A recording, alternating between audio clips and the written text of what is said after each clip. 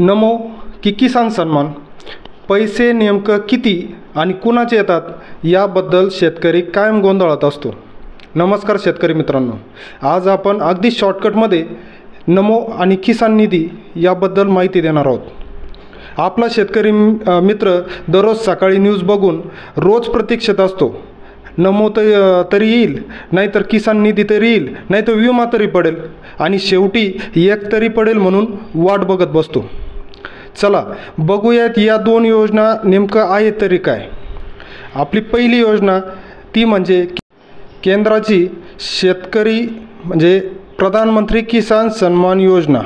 मित्रांनो, शेतकऱ्यांना शेती खर्चाचा ताण पडू नये म्हणून भारत सरकारने 1 फेब्रुवारी 2019 पासून ही योजना चालू केली आहे। म्हणजे आता या योजनेला 6 वर्ष पूर्ण झाली।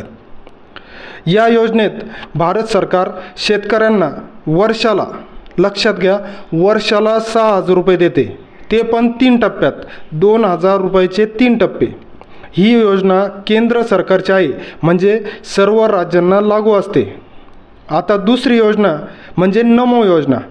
बऱ्याच शेतकऱ्यांना गैरसमज आहे की नमो म्हणजे नरेंद्र मोदी आणि ही योजना केंद्राची आहे, पण तसं नाही मित्रांनो।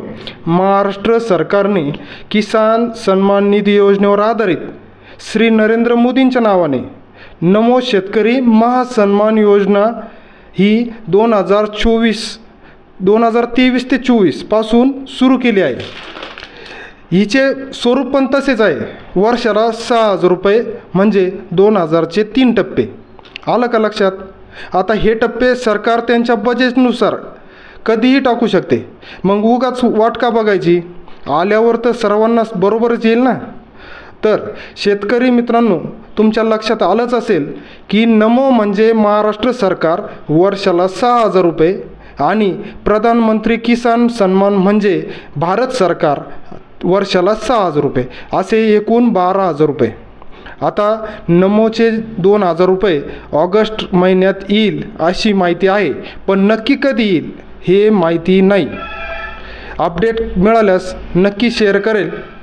व्हिडिओ आवडला असेल तर तेवढं सबस्क्राईब करायला विसरू नका। धन्यवाद।